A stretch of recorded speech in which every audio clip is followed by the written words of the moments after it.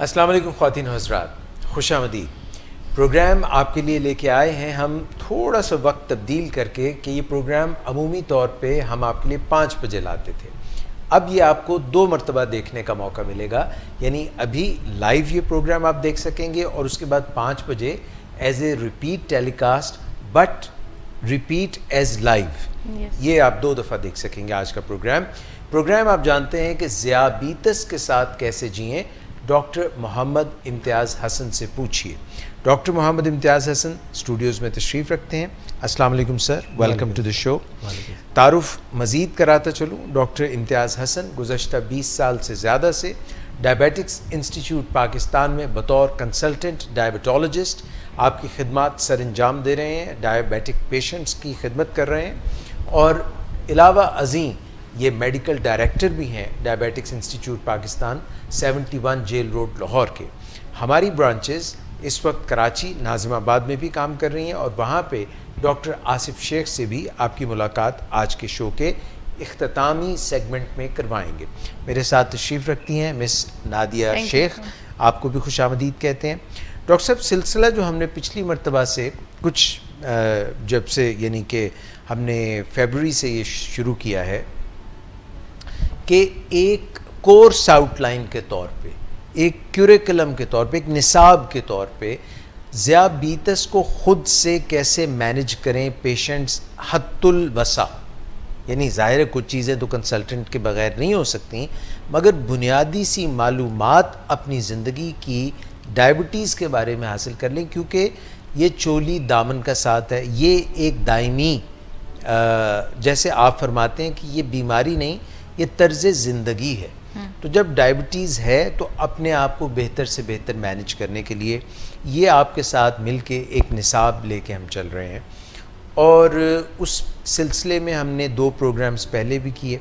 फिर आप जानते हैं कि जो आखिरी जुमेरात होती है महीने की, उसमें हम Q&A सेशन भी करते हैं, यानी आपसे जो सवाल आए होते हैं मुख्तलिफ़ ज़राए से उनको भी एड्रेस करते हैं। डॉक्टर साहब, आज के प्रोग्राम में पहला सवाल आपके लिए बुनियादी सा सवाल है। मिस नादिया को मैं कहूँगा कि वो आपसे शुरू करें। पहला सवाल मेरे हिस्से में है, तो डॉक्टर साहब बताइए कि डायबिटीज़ होने की रीजंस जो हैं वो उस पर थोड़ी रोशनी डालिए। डायबिटीज़ की रीज़न, सबसे बड़ी रीज़न इसकी जो है वो ओबेसिटी है, मोटापा। क्योंकि डायबिटीज़ को डायबिटीज़ के अलावा डायबिसिटी भी कहते हैं, यानी और जब हम डायबिटीज़ की एज ए होल बात करते हैं, हम टाइप 2 डायबिटीज़ जहन में रख के करते हैं, क्योंकि टाइप 1 भी होती है और दूसरी किस्म की भी होती है। तो क्योंकि ये ज़्यादा कॉमन है, 95% लोगों को यही होती है, तो इसमें डायबिसिटी का भी कहते हैं, इसका मतलब ओबेसिटी प्लस डायबिटीज़। और दूसरा ये है कि वो लोग जिनकी फैमिली के अंदर डायबिटीज़ है, जिनके अम्मी को, अब्बू को, बहन भाई को डायबिटीज़ है, उनको ख़तरा ज़्यादा होता है। और 45 ईयर्स की एज के बाद ये ख़तरा डायबिटीज़ होने का बढ़ जाता है, यानी एज रिलेटेड भी है। और जो एज इंसान की बढ़ती जाती है तो उसको डायबिटीज़ होने का खदशा या ख़तरा बढ़ जाता है। और तीसरी है कि इनएक्टिविटी, यानी हम लोग जो उस पर अपना इनएक्टिव लाइफस्टाइल गुजारते हैं, मतलब सारा दिन टेबल वर्क पे गुजारते हैं, ऑफिस है, कोई और ख़ास किस्म की फ़िज़िकल एक्टिविटी नहीं करते, सेडेंटरी लाइफस्टाइल है, तो वो हमें इसके साथ कंट्रीब्यूट करता है। और एक और जो फैक्टर है कि वो ख़वातीन जिनको प्रेगनेंसी के अंदर डायबिटीज़ होती है, तो उनको किसी वक्त भी ज़िंदगी के किसी भी हिस्से के अंदर डायबिटीज़ हो सकती है, यानी वो इटसेल्फ एक प्रॉब्लम होती है इनके लिए। और जब भी हम इसको क्लासिफाई करते हैं या उसकी और इसकी वजूहात की बात करते हैं, उसमें फिर ख़ुराक का बहुत बड़ा ताल्लुक़ है। ख़ुराक का ताल्लुक़, हमारी जो ख़ुराक है वो बेसिकली बैलेंस्ड डाइट नहीं है, वो मोटापे की तरफ ले जाने वाली ग़िज़ा है, यानी वो ग़िज़ाएँ हम इस्तेमाल करते हैं जो मोटापा काज़ करती हैं और मोटापे की वजह से डायबिटीज़ होने का ख़दशा बढ़ जाता है। बहुत सारे लोगों का ख्याल है कि हम मीठा खाने से शुगर होती है। हम जब बात करते हैं, आप कहते हैं मैं तो मीठा भी नहीं खाता था या खाती थी, लेकिन मुझे फिर भी शुगर हो गई। तो मीठा बेसिकली इटसेल्फ कोई ये ट्रिगरिंग फैक्टर नहीं है, लेकिन मीठा जब खाया कैसे जाता वो ज़्यादा अहम है। मीठे को आम तौर पे चिकनाई के साथ बना के, हलवे की शक्ल में बना के, मिठाइयों की शक्ल में बना के, केक की शक्ल में बना के, बेकरी प्रोडक्ट्स की शक्ल में बना के खाया जाता है। तो इटसेल्फ जब कंबाइन होते हैं आपकी मीठा प्लस फैट, तो उनकी कैलोरिक वैल्यू ज़्यादा हो जाती है। ठीक है। और यही चीज़ मोटापे का बायस बनती है। ठीक। तो ये 5-6 फैक्टर्स हैं जो हमें वजूहात हैं जो डायबिटीज़ को इस हिस्से में कॉमन कर रही। एक और बड़ी अहम वजह है जिसको हम इग्नोर करते हैं, हमारा जेनेटिक जो बैकग्राउंड। हम जो साउथ ईस्ट एशिया के जो लोग हैं, हमारे बर्रे सगीर पाको हिंद के जो लोग हैं, इनको जेनेटिकली प्रोन हैं डायबिटीज़ होने के। हम लोगों को डायबिटीज़ होने का ख़तरा ज़्यादा है बाकी अक़वाम की निस्बत। और इसकी वजूहात मुख्तलिफ़ वजूहात हैं, एक्सप्लेन है थ्योरी, उसकी डिटेल में जाना मुनासिब नहीं है, लेकिन ये हिस्सा इसमें डायबिटीज़ बहुत ज़्यादा कॉमन है। अच्छा, यही लोग अगर इंग्लैंड में भी चले जाएं या अमेरिका में भी चले जाएं तो स्टिल उनका इंसिडेंस ज़्यादा रहता है। राइट। यानी उनको एनवायरनमेंट भी, उनको माहौल भी ऐसा मिल जाए इंग्लैंड का जहाँ पे हम ये सोचते हैं कि शायद आबो हमारी ऐसी है, उनकी मिट्टी ऐसी होती है। हाँ, वो उनकी जो मिट्टी ऐसी है, जेनेटिक मेकअप ऐसा है कि उनको डायबिटीज़ होनी है। ओके डॉक्टर साहब, आपने 3-4 रीजंस बताए हैं जिनमें आपने कहा कि जीन्स में होती है, या हमारा लाइफस्टाइल ऐसा होता है, हमारा वेट बढ़ जाता है, हमारी डाइट ऐसी है, या फिर हमारी जो आबो हवा है उसका इफेक्ट हमारी तबीयत पे ऐसा होता है कि हम डायबिटीज़ के लिए। तो इसमें सबसे ज़्यादा वाली जो मतलब डेंजरस टाइप कौन सी, मतलब जिसमें ज़्यादा खतरा होता है? ठीक है, पता है कैसे ये कहते हैं कि जो देखें जेनेटिक, अंग्रेजी में कहते हैं genetic load the gun, environment fire the gun. यानी जेनेटिकली हम के अंदर, सब के अंदर वो बीज है डायबिटीज होने का। तो ये बीज कब फलता फूलता है? जब इसको एनवायरनमेंट देंगे बेसिकली। यानी अगर किसी खुश्क जगह पे आप किसी बीज को फेंक दें और वो ग्रो नहीं करेगा जब तक उसको पानी, हवा, नमी नहीं मिलेगी, वो स्प्राउट करेगा, फिर वो फले फूलेगा। तो हम जब उसको, हम ऐसा जीन तो हमारे अंदर है, हम इसको अगर फलने फूलने का मौका ही ना दें तो हम इसको प्रिवेंट कर सकते हैं। राइट। तो इसको हम पकड़ भी सकते हैं दुनिया के अंदर। इसीलिए तो एक कैंपेन है कि स्टॉप डायबिटीज़। स्टॉप डायबिटीज़ है कि आपने जैसे बाकी बीमारियों को, मुतअद्दी बीमारियों को रोक लेते हैं अच्छे मेजर्स करके, तो इसी तरह आप डायबिटीज़ को भी रोक सकते हैं। लेकिन शर्त है कि इस पे हमें आगाही हो, कि हमें घर वालों को पता हो कि मेरे अगर अम्मी को या अब्बू को डायबिटीज़ है तो मुझे भी होने वाली है। हमारे इख्तियार में ये है ऑलरेडी कि हम उसको स्टॉप करें। जब हमें ये इल्म होगा, आगाही होगी कि मुझे हो सकती है, अब मैं रिस्की पर्सन, तो मुझे वो काम करने चाहिए जो डायबिटीज़ को प्रिवेंट कर सकते हैं। यानी मुझे अपने वेट का ख्याल रखना चाहिए, मुझे अपनी डाइट का ख्याल रखना चाहिए और उस रूटीन को चेंज करना चाहिए, सिस्टम को। अगर मुझे ये पता ही नहीं है कि मुझे हो सकते, मेरे वहम व गुमान में भी नहीं है, तो फिर मेरा शऊर ही नहीं है, तो फिर मैं कोशिश नहीं करूंगा। अगर आपकी चीज़ जहन में हो तो फिर आप उसकी कोशिश भी करते हैं प्रोएक्टिवली। और दूसरा कि नेशनल लेवल पे बात करने की ज़रूरत है कि नेशनल लेवल पे इसको नॉन कम्युनिकेबल डिजीज़ का दर्जा तो दे दिया गया होगा, सबसे कॉमन है हमारे मुल्क के, लेकिन इसके लिए कोई मेजर्स नहीं किए गए, कोई नेशनल लेवल पे कोई एक्शन प्लान नहीं है कि हमने इतनी बड़ी बीमारी को रोकना है। देखिए, अगर हम, हमारे जो हुकूमतों का जोर इस चीज़ पे होता है कि हम बड़े बड़े अच्छे हॉस्पिटल बनाएं, कार्डियक हॉस्पिटल बन जाए और किडनी के ट्रांसप्लांट सेंटर बन जाएं और किडनी के डायलिसिस मशीनों के सेंटर, यानी हम कॉम्प्लिकेशन की ट्रीटमेंट पे पैसा इन्वेस्ट करें, which is very costly treatment. हमें जो कॉम्प्लिकेशन, जो डायबिटीज़ इटसेल्फ को प्रिवेंट करने के लिए कुछ नहीं कर रहे, जो बहुत ही चीप है। यानी अगर आप लोगों को उस तरफ ना लेके जाएं जहां उनको कार्डियक यूनिट्स की जरूरत पेश आए, गुर्दों के यूनिट्स की जरूरत पेश आए, आंखों के इलाज की जरूरत पे, तो क्योंकि डायबिटीज का इटसेल्फ कोई कॉस्ट उसकी बहुत कम है, लेकिन जो कॉस्ट आती है वो डायबिटीज कॉम्प्लिकेशन की। तो हमें कॉम्प्लिकेशन को, हमारे थर्ड वर्ल्ड कंट्री को, पाकिस्तान को प्रिवेंशन ऑफ डायबिटीज की जरूरत है, ना कि हम ट्रीटमेंट ऑफ कॉम्प्लिकेशन की हम बात करें। डॉक्टर साहब, ये फरमाइएगा जल्दी से कि कॉमन टाइप्स क्या हैं डायबिटीज़ की? कॉमन टाइप्स, जैसे हम बहुत सारी बात करें, टाइप 1 जो बच्चों में होती है, 5% लोग तकरीबन इसका शिकार है, लेकिन एक इंटरेस्टिंगली स्कैंडिनेवियन कंट्रीज़ हैं, उनके अंदर टाइप 1 का इंसिडेंस बहुत ज़्यादा है, तो इसका मतलब इसकी भी कुछ जेनेटिक बैकग्राउंड है। और बाकी जो ज़्यादा कॉमन है वो टाइप 2 डायबिटीज़ है, जो हम, जैसे मैंने बात की कि हम साउथ ईस्ट एशियन के अंदर बहुत कॉमन है, पूरी दुनिया के अंदर प्रेवलेंस इसकी काफ़ी हाई है, अफ्रीका के अंदर और साउथ ईस्ट एशिया के अंदर, ऑस्ट्रेलिया के अंदर, अमेरिका के अंदर। लेकिन ये जो रीजन्स हैं अफ्रीका के और मिडल ईस्ट के और साउथ ईस्ट एशिया के, ये यहाँ पे इसका काफ़ी शरह इसकी ज़्यादा है। हमने पहले भी बात की कि पाकिस्तान के अंदर 2 सर्वे हुए हैं, डायबिटीज़ सर्वे हुए हैं। एक सर्वे के मुताबिक तकरीबन 7 से 28% लोगों को डायबिटीज़ है, और दूसरे सर्वे के मुताबिक 16% लोगों को डायबिटीज़ है। लेकिन बहरहाल जो भी इसमें सही है गलत है, तो बहरहाल ये है कि ये हमें दोनों ही ज़्यादा है, काफ़ी ज़्यादा है। अब जब हम इसको एक स्टडी जो भी हुई है रिसेंटली पब्लिश हुई है, उसके अंदर अगर हम नॉन डायबिटिक या प्री डायबिटिक को भी शामिल कर लें, यानी जिनको डायबिटीज़ होने का ख़तरा, तो ये शरह 40% तक है।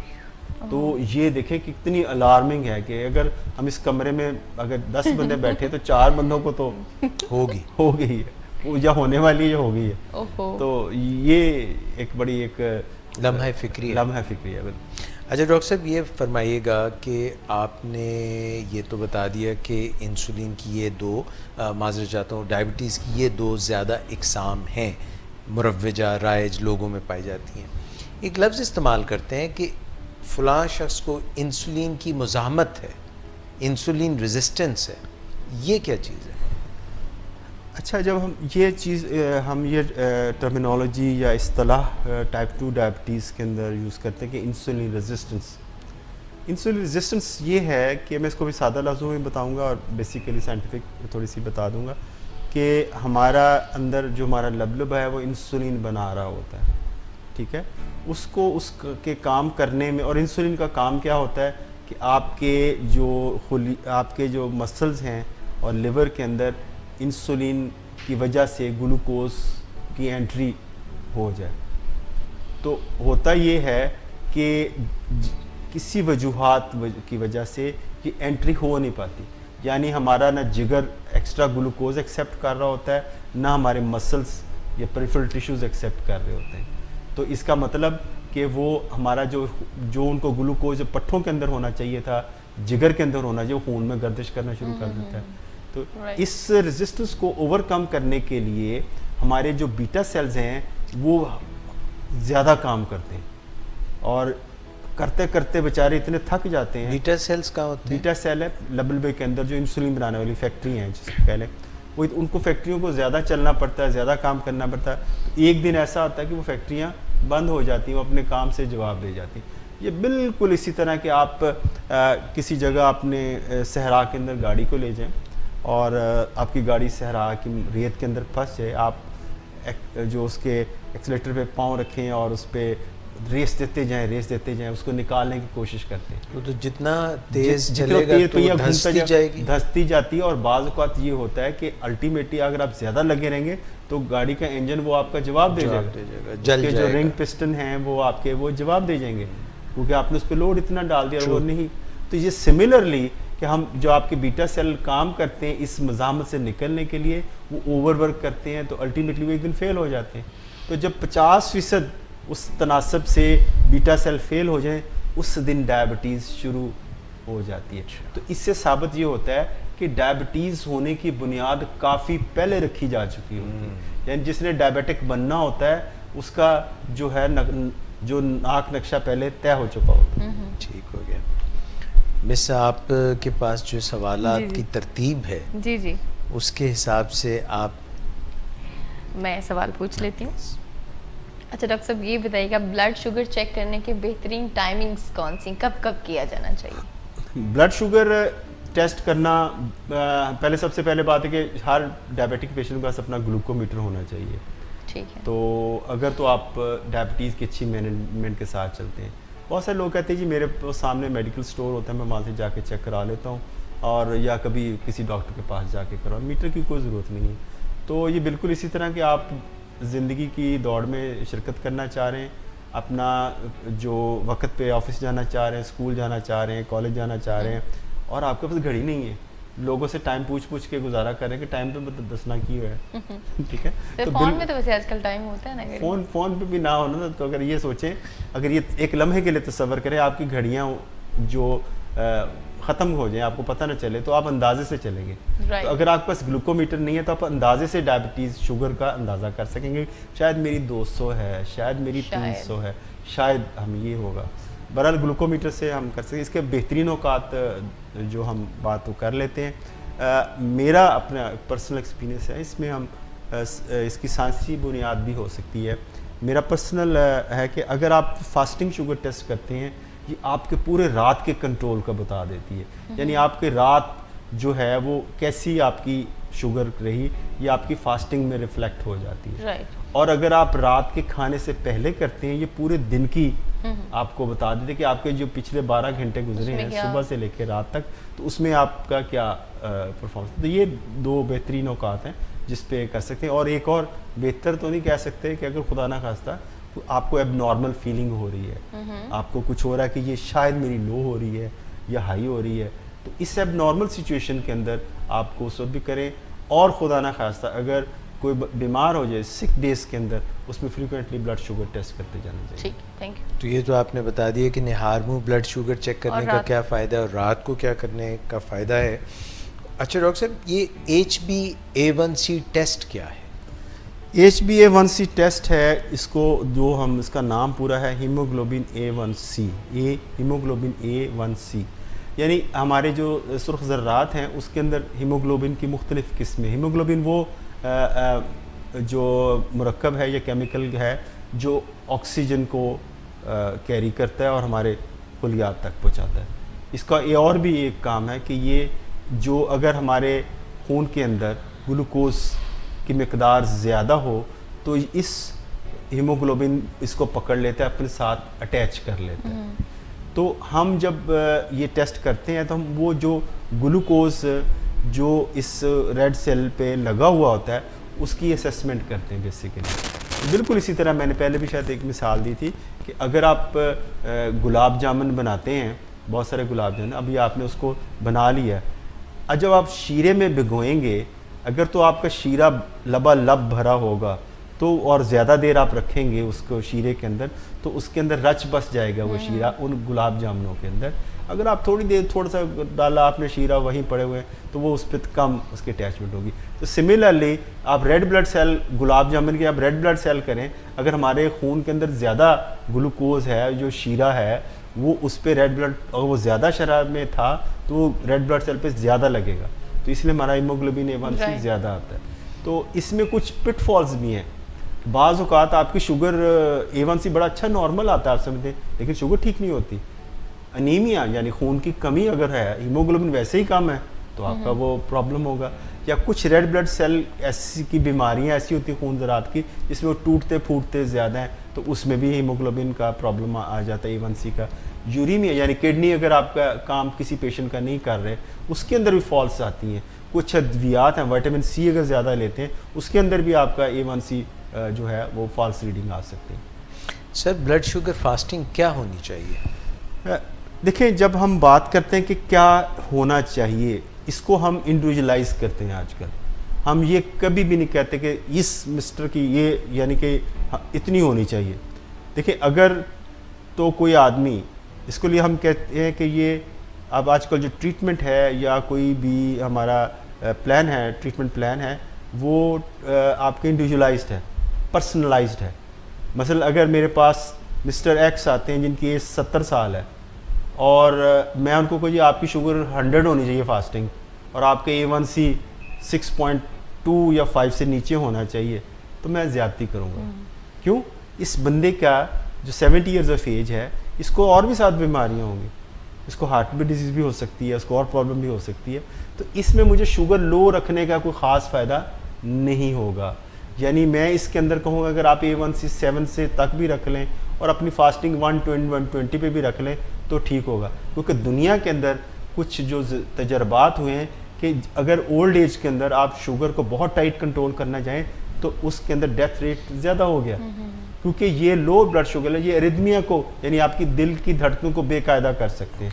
खुदा ना खास्ता अगर बूढ़ा बंदा, उसको आप बहुत टाइट रखने की कोशिश कर रहे हैं, वो उसको गिर गया, चक्कर खा के बेहोश हो गया, उसका हिप का फ्रैक्चर हो जाए खुदा ना खास्ता, तो फिर उसकी ज़िंदगी और क्रिपल्ड लाइफ में चला जाए।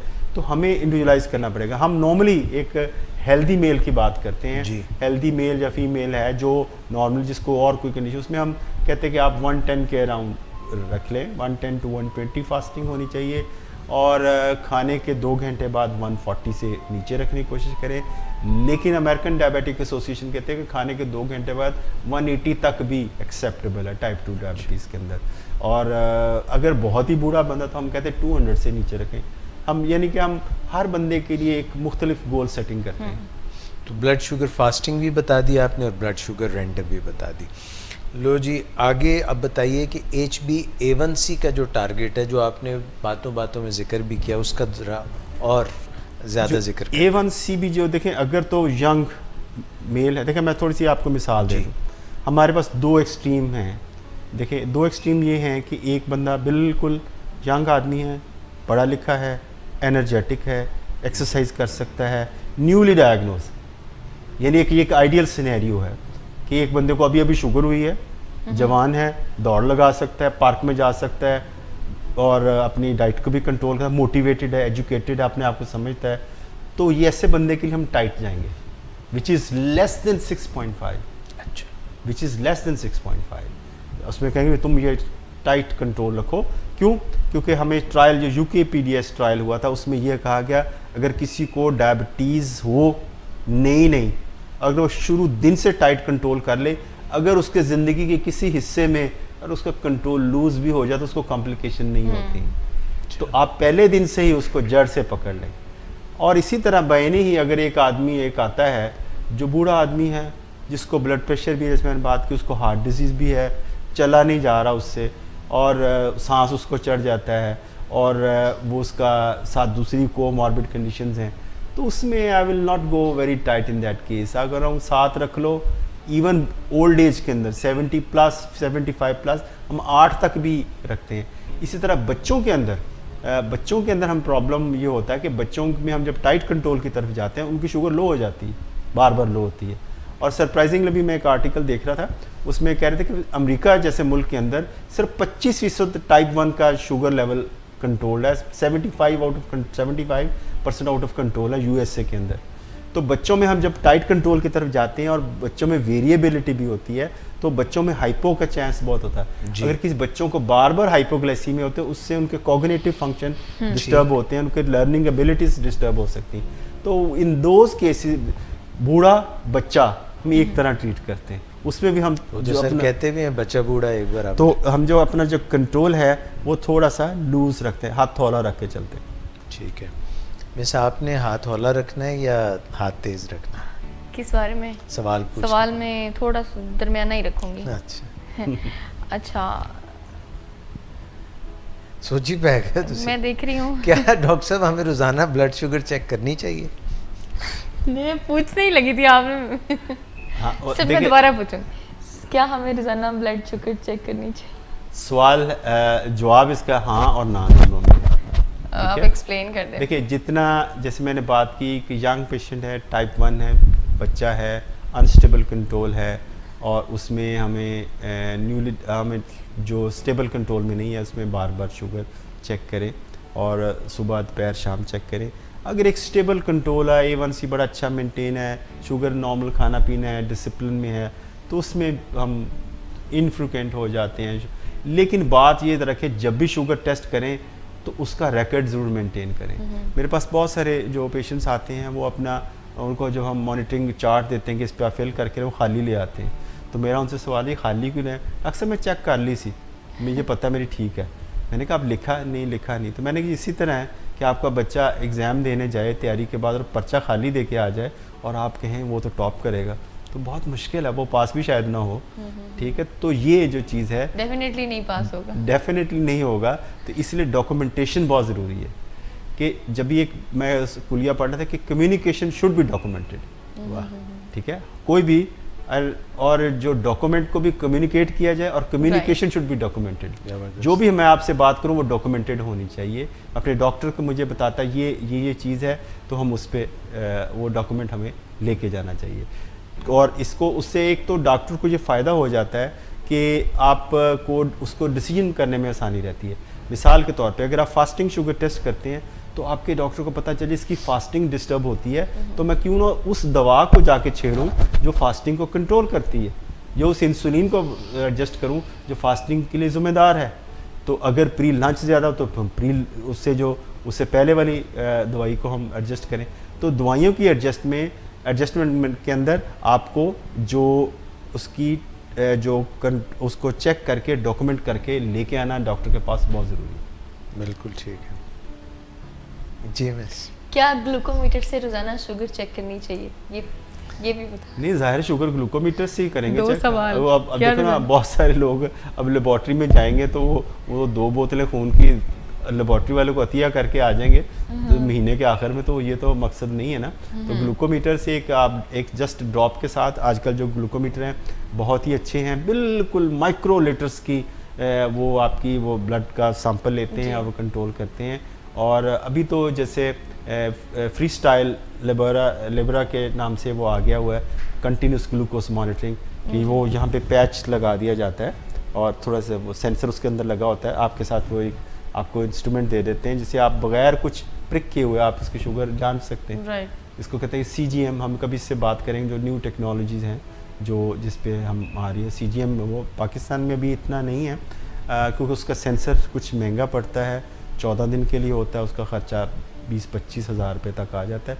मेरे ख्याल से जो वक्त गुजरेगा तो ये सस्ता होता जाएगा और जो है कि इसमें हमें फिर शायद हमें प्रिक वाला सिस्टम ही ख़त्म हो जाए। जी मिस आप पूछ रहे हैं? अच्छा मेरी बारी आ गई, ठीक है। डॉक्टर साहब ये बताएं कि वज़न कम करने से या वज़न बढ़ जाने से, दोनों ही सूरतों में ब्लड शुगर के ऊपर क्या असरात मुरतब होते हैं? ब्लड शुगर, जैसे मैंने शुरू में हम जो सेगमेंट में बात की कि डायबिटीज़ का ताल्लुक आपकी ओबेसिटी के साथ है, डायबिटीज़ लोग कहते हैं।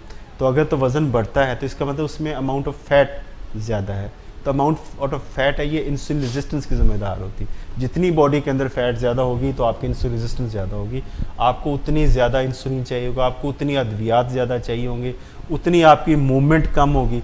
अगर वज़न ज़्यादा है वो तो जोड़ों पे भी इफेक्ट होगा, वो चलेगा भी नहीं। वॉक के लिए आप कहेंगे, वो कहेगा मुझसे होती नहीं है। ऐसे बंदों को ब्लड प्रेशर का भी ख़दशा रहेगा, ऐसे बंदों को हार्ट डिजीज़ का भी ख़तरा रहेगा। तो वेट जो है उसको मैनेज करना बहुत आसान है। अनफॉर्चुनेटली मैंने अपनी प्रैक्टिस में देखा है कि हम सब लोगों को, अक्सरियत लोगों की, उनको अपने एग्जैक्ट वेट का नहीं पता।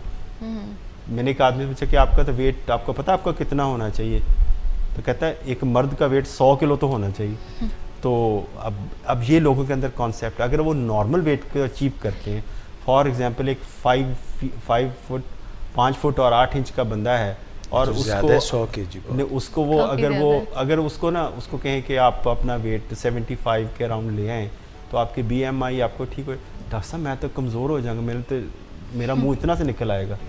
और एक औरत तो खातून मेरे पास आई तो उनको मैंने कहा आपका वेट ज़्यादा है, आपका उनका कम हुआ, कुछ अद्वियात हमने ऐसी दी, वो तो आके कहने मैं तो कमज़ोर हो गई, मेरा तो जीना हराम हो गया। डॉक्टर साहब मेरा वज़न ज़्यादा करें, ऐसी दवाइयाँ दी मेरा वेट बढ़े।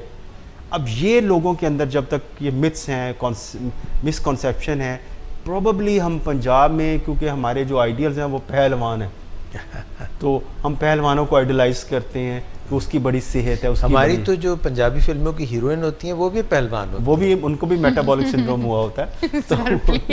तो अब जो पहलवान हैं, अब एक जब पहलवान आप आइडलाइज करें, आपके जो वो रोल मॉडल हों, तो आप उसको आइडलाइज करते हैं कि उसमें पहलवान में बड़ी ताकत है। यानी ताकत का ताल्लुक वज़न के साथ कर दिया गया। तो बच्चे भी मोटे मोटे हों, बड़े अच्छे लगते हैं जी, मोटा बच्चा हो, भी मेरा बच्चा बड़ा कमज़ोर है तो वो मोटा होना चाहिए।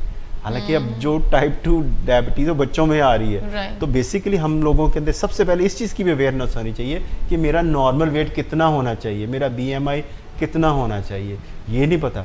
तो जब हम वज़न कम के साथ चलेंगे, हम पे हमारे घुटनों में लोड कम होगा, हमारे हार्ट पे लोड कम होगा, हम ब्लड प्रेशर इजीली मैनेज हो जाएगा, आपकी शुगर की अद्वियात की तादाद वो काफ़ी कम हो जाएगी। मेरा सवाल, हाइपरग्लाइसेमिया क्या है? आज इसको ना चेक करें, नहीं करो, मैं आपको बताता हूँ। हम जो है ना इसको अगली दफ़ा पे डाल देते हैं। खत्म हो गए क्वेश्चन। मैं एक सवाल स्किप कर दिया आपने। चुस्त रहने से शुगर कैसे कंट्रोल रहती है? तो हाइपरग्लाइसीमिया एक नया टॉपिक खुल जाएगा ना। ओके, तो चुस्त रहने से मतलब अभी आपने वो एक्चुअली मुझे लगा कि वो आंसर हो गया ना क्वेश्चन डॉक्टर साहब ने जैसे नहीं, चुस्त रहने से मुराद है कि ये नहीं कि कुर्सी पे बैठा चुस्त बैठा रहे, चाय कॉफ़ी पी के चुस्त हो जा रहा है। उस चुस्त रहने के लिए आपको वॉक, एक्सरसाइज फिजिकल एक्टिविटी करनी चाहिए। समटाइम्स चुस्त रहने से कुछ थिंग्स गोज रॉन्ग, जैसे अभी मैंने जल्दी से एक सवाल किया और एक जो कहा यह जाता है कि एक हर आदमी को तकरीबन जिसमें डायबिटिक है, नॉन डायबिटिक है, कि 150 मिनट्स फिजिकल एक्टिविटी पूरे हफ्ते में करनी चाहिए। पूरे हफ्ते। तो अगर इसका मतलब है कि 30 मिनट करे तो 5 दिन करे, 25 मिनट करे तो 6 दिन करे। एक आदमी आता है जी मेरे पास टाइम नहीं है, हम कहते हैं एक दिन छोड़ के एक दिन करो और एक दिन में 50 मिनट की करो। तो ये मिनिमम क्राइटेरिया है कि आप इसको अगर इतना करते हैं तो डायबिटीज़ को भी प्रिवेंट कर सकते हैं, Right. अपनी शुगर को भी मैनेज कर सकते हैं। और जैसे मैंने कई दफ़ा बात भी की, अगर एक किसी के लिए मुश्किल है, उसकी मसरूफियात ऐसी हैं, तो मैं कहता हूँ हर खाने के आधा घंटा बाद, निस्फ घंटा बाद आप 10 मिनट की वॉक कर लें, 10 मिनट की वॉक कर लें। अब इसमें जो चीज़ है कि आप और कुछ आजकल जो लोग हैं जिनके पास वॉचेस हैं, मोबाइल्स हैं, जिसके अंदर ऐसी एप्स हैं ऐसी कि जो आपके स्टेप्स काउंट करते हैं। At least one should go for 10,000 steps per day जाएँ, तो फिर उससे ये स्टडीज़ हैं कि वो आपका रिस्क फैक्टर्स कम होते हैं। और इसी तरह एक हमारे दोस्त हैं, उनको उनके इदारे ने एक इसी तरह की रिस्ट वॉच दी जिस पे ऐप्स लगी हुई थी, वो स्टेप काउंट करते थे। उन्होंने इनाम रखा उसके लिए कि आपको इनाम मिले जो अपने 10,000 स्टेप पर गए। तो वो भी इस किस्म के थे, उन्होंने वो घड़ी अपने बिल्ली के गले में बांध दी। तो बिल्ली के गले में बांध, बिल्ली बेचारी भागती रही सारा दिन, उनके 20,000 स्टेप हो गए, तो उनको पहला इनाम मिला अगले दिन, तो वो बड़े खुश हुए। तो इस किस्म का, मगर डायबिटीज़ बिल्ली को तो नहीं हुई थे, उनका क्या बना? तो बहरहाल उनको इनाम तो मिल गया कि उन्होंने 20,000 स्टेप किए। तो ये नहीं पता था कि ये बिल्ली के गले में बांध के, तो ये तो सुना था कि बिल्ली के गले में घंटी कौन बांधेगा, ये नहीं पता था कि घड़ी बांध दी जाती। ये पाकिस्तानी अवाम ही कर सकती है। तो मेरे ख्याल है कि इस फिज़िकल एक्टिविटी आपकी डायबिटीज़ को बेहतर रखती है। और एक पेशेंट है, शायद आपको कभी अपने हमारे डायबिटिक फर्द, उन्होंने बोला, मेरा जहन में कभी आता है, इसमें मैं चाहता हूँ आप भी प्रोग्राम की वसात से कि जो लोग आना चाहते हैं, अपनी मिलना चाहते हैं, हमें आके मिलें, और यहाँ भी हम प्रोग्राम में उनको बुलाएंगे, उनसे बात करें और उनको इंटरव्यू करें। एक्सेलेंट, ठीक है ना। तो उसमें है कुछ, एक मेरे पास हैं डायबिटिक पर्सन हैं, वो उनको मैंने जब कहा, वो इंसुलिन पे थे, तो वो मैंने कहा आप वॉक करें, आप उन्होंने बड़ी अच्छी वॉक करनी शुरू की। उन्होंने वॉक करनी शुरू की 12 किलोमीटर्स, 12 किलोमीटर वॉक करते, ज़्यादा नहीं काफ़ी। तो उनकी इंसुलिन बंद हो गई, उनकी जो गोलियों की तादाद कम होते होते हाफ टैबलेट पे वो चले गए, और अपना उनका A1C था 5.7। इतना फ़र्क पड़ जाता है, इतना फ़र्क पड़ता है। तो अब ये था, और बड़े वो खास सब कुछ अपनी ज़िंदगी को एंजॉय भी करते हैं।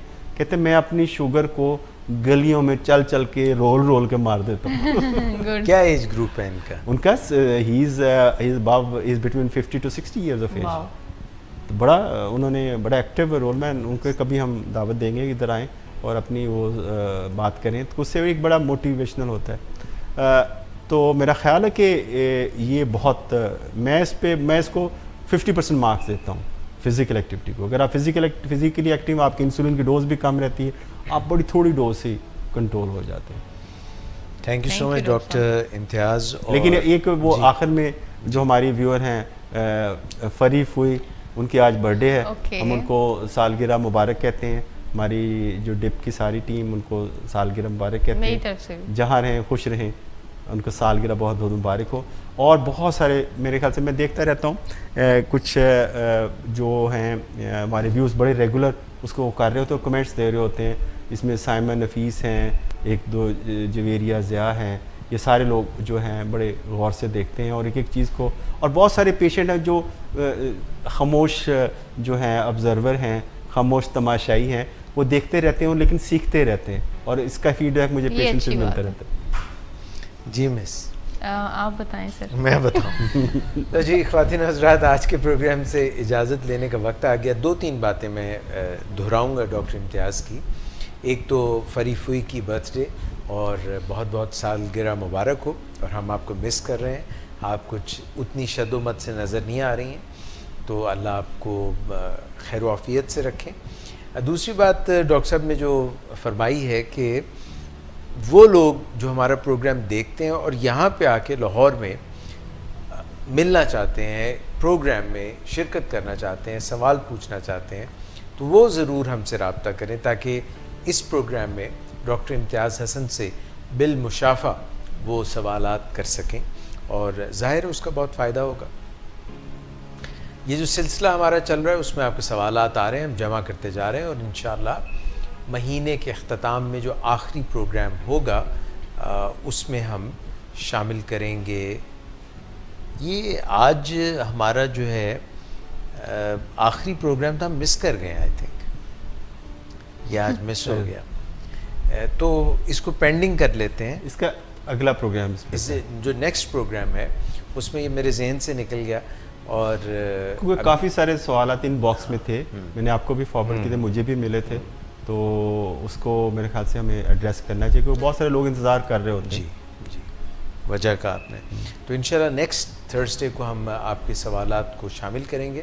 अपना बहुत ख्याल रखिएगा और इंशाल्लाह आपसे मुलाकात रहेगी। प्रोग्राम में हमारी तरफ से लाहौर स्टूडियो से हम आपसे इजाज़त चाहेंगे, मगर प्रोग्राम के अख्ताम में हम कराची जाएंगे जहाँ पे डॉक्टर आसिफ शेख जो डायबिटोलॉजिस्ट हैं कराची डायबिटिक्स इंस्टीट्यूट में, वो आपसे कुछ बातचीत करेंगे। डॉक्टर इम्तियाज़ हसन को, मिस नादिया को, डॉक्टर एजाज़ कुरैशी को लाहौर स्टूडियो से इजाज़त दीजिए। अल्लाह हाफ़िज़। बिस्मिल्लाहिर्रहमानिर्रहीम। अस्सलाम वालेकुम नाज़रीन। Doctor Asif Ali Sheikh, consultant physician and diabetologist, diabetic institute Pakistan, Nazimabad Karachi से आज मुखातिब हूँ। आज जो हम बात करेंगे वो एंटी डायबिटिक मेडिकेशन की मेटफॉर्मिन के हवाले से करेंगे कि मेटफॉर्मिन क्या है, किस तरह शुगर को, बॉडी के अंदर शुगर को कम करता है और इसके साइड इफ़ेक्ट्स क्या है। ये हमारे पास मेटफॉर्मिन जो है टाइप 2 डायबिटिक के अंदर फर्स्ट चॉइस है। हमें फर्स्ट इंस्टेंट पे जो भी डायग्नोज होता है type 2 diabetic, diet and exercise के अलावा जो हम पहली ड्रग प्रिस्क्राइब करते हैं वो मेटफॉर्मिन करते हैं। मेटफॉर्मिन सबसे ज़्यादा जो पोटेंट ड्रग है एंटी डायबिटिक मेडिकेशन में वो मेटफॉर्मिन है और इसकी कॉस्ट बहुत कम है। इसके हवाले से इसकी जो कैसे ये काम करता है, अब ये 3 तरह से बॉडी के अंदर शुगर को लो करता है। पहला इफेक्ट जो ये करता है ये हेपेटिक ग्लूकोनियोजेनेसिस को ये कम करता है, मतलब जो हेपेटिक जो लिवर से हमारी ग्लूकोज की जो प्रोडक्शन होती है उसको ये रिड्यूस करता है। दूसरा जो ये इसका इफेक्ट आता है वो होता है सेंसिटिविटी, पेरिफेरल सेंसिटिविटी जो इंसुलिन की होती है इसको बढ़ाता है। तीसरा इफेक्ट ये होता है कि ये एब्जॉर्प्शन ग्लूकोज की गट से हमारी कम करता है। तो इसलिए जो इसकी टाइमिंग है लेने की कि ज़्यादातर होती हैं कि कुछ ड्रग्स जो हैं खाने से पहले ली जाती हैं, खाने के साथ ली जाती हैं। इंसुलिन के भी इसी तरह से होते हैं कि कोई किसी का इफेक्ट लॉन्ग एक्टिंग होता है तो कुछ ज़्यादा अर्ली लेनी होती है। तो जो मेटफॉर्मिन्स होती हैं ये फर्स्ट जो पहला निवाला होता है खाने का उसके साथ ली जाती है, फर्स्ट बोलस ऑफ फूड। तो इस तरह जैसे ये एब्जॉर्प्शन को कम करता है तो वो इफ़ेक्ट अगर हम इसको बाद में लेंगे तो जो इसका इफ़ेक्ट है एब्जॉर्प्शन को कम करने को वो हम सही से नहीं आएगा इसका। अब हम आते हैं कि इसके साइड इफ़ेक्ट्स क्या होते हैं।